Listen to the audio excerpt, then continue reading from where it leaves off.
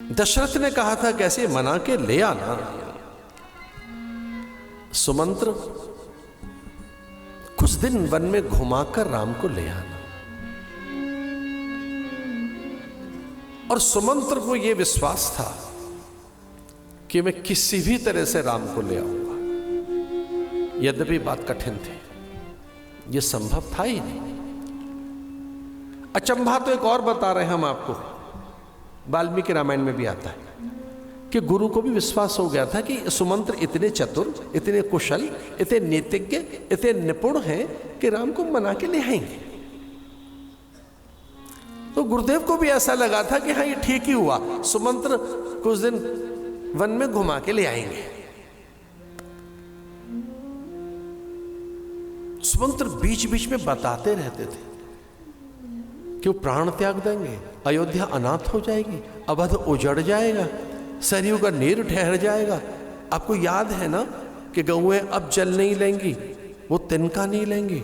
आपको स्मरण है ना कि पंछी दाना नहीं लेंगे। आपको याद है ना इस बात का कि अयोध्यावासी प्राण दे देंगे।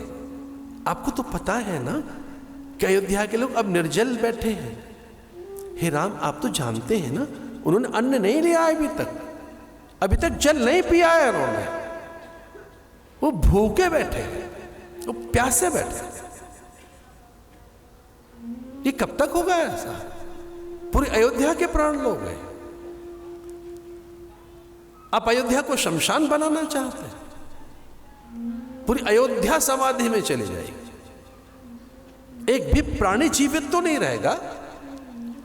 न केवल दशरथ, तीनों माताएं, मंत्री परिषद, सचिव, सखा, अब जानते हैं गौएं आपके बिना रह पाएंगे। वहां के मयूर, वहां के श्यामा, वहां के भारद्वाज पंच, एक पंच भी है भारद्वाज जो नित्य दर्शन करने आता है भगवान के, वहां के हंस, वहां के मीन। अब देख नहीं सकते कि चींटियां ठहर गई हैं, अब वो चल नहीं रही हैं। अब देखो तो सही, एक भी डाल पर दूसरा पंछी उड़कर नहीं गया है। सारे पंछी जस के तस डाल पर ही बैठे। न उनमें उड़ान है, न उमंग है, न उनमें चाव है, न उत्साह है। अब कोई अन्न भी तो नहीं ग्रहण कर रहा है, कोई जल भी तो नहीं ले रहा है। ये श्वासों के सहारे कब तक रहेंगे? इतना भावुक कर डाला भगवान को सुमंत्र ने। तो अब प्राण जब नहीं रहेंगे राम के बिना दशरथ के, तो पंछी, परिंदे, वनस्पतियां, कृमि, कीट, मीन, भृंग, कुंजर, इनमें भी तो प्राण नहीं रहेंगे। तो हे राम, आपके बिना केवल दशरथ के ही प्राण नहीं जाएंगे। निष्प्राणा, निष्पंद, निश्चेष्ट और अस्तित्वहीन सकल अवधवासी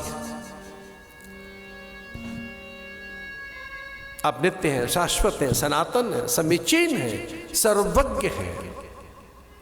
आप तो सर्वज्ञ हैं। देखो तो सही, कृमि ठहरे हुए, कीट, मीन, मतंग, भृंग, कुरंग। अब देख नहीं सकते क्या कि एक भी तितली उड़ रही है क्या? भ्रमर, किसी जीव में प्राण है क्या वहां? पूरी अयोध्या न केवल अन्न त्याग कर बैठी है, वो जल भी ग्रहण नहीं कर रहे।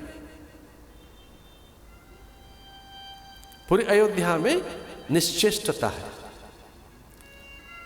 संपूर्ण अयोध्या के प्राणियों में स्तब्धता है।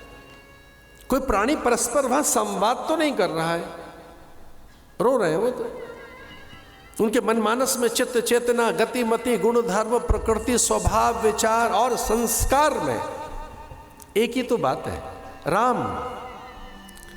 अब वो थक गए बोलते बोलते राम, तो अपनी सिसकियों में राम लेते हैं, सांसों से राम भज रहे हैं। वो सब समाधिस्थ।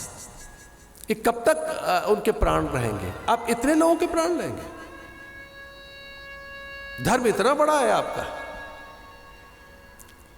आप इस धर्म की रक्षा के लिए इस ढंग तक जाएंगे कि आपके पिता के प्राण जाएं, माताएं प्राणहीन ना हो जाएं, और ये कृमि, कीट, मीन, मतंग, भृंग, कोकिल, कागा और गौ माताएं